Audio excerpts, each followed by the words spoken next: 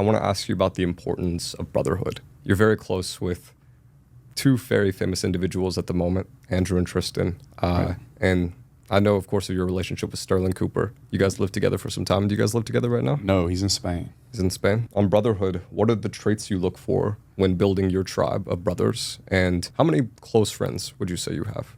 Less than a handful. Mm. And there's an easy way to test it. Yeah. I believe that if you can leave a man with your bank card and your girl for a weekend and sleep like a baby, you're probably in good shape. A weekend. I've heard people say 6 months, a year. I'm You think just so? using it as a reference a year. I wouldn't be worried about it either way. Really? Yeah. And let's talk about where that comes from. I believe most people are good people. It's desperate people, even good people that are desperate, that do bad things many times. I think a very small population, part of the population is actually evil. And I think those people are actually just sick. Does that make sense? Yeah. So it never serves me to hate people that others say are bad or evil. In my mind, I'm like, that individual is either hurting somehow or is desperate for some reason. And so when I pick my friends, I look for people that are not in those situations. And this is where we get into the honorable part of it. Those people put themselves in positions of abundance.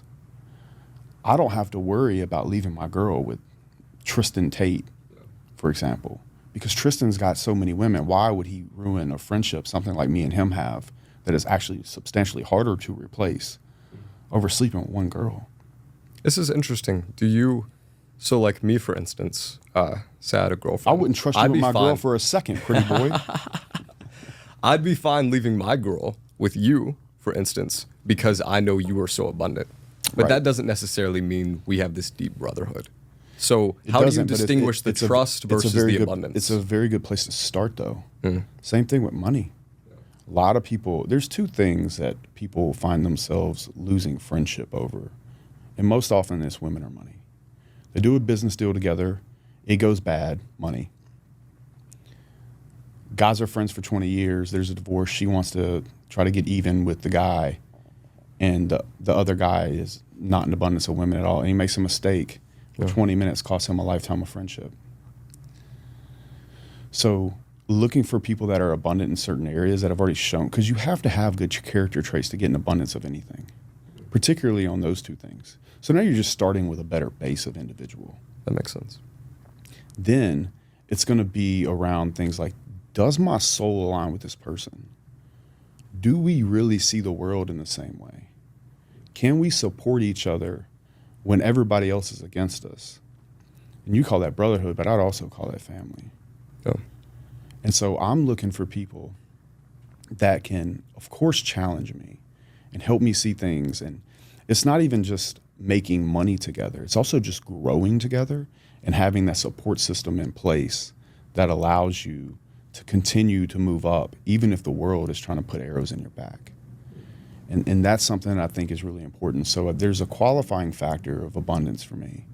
But then there is, can me and this individual continue and grow and help each other for the rest of my life?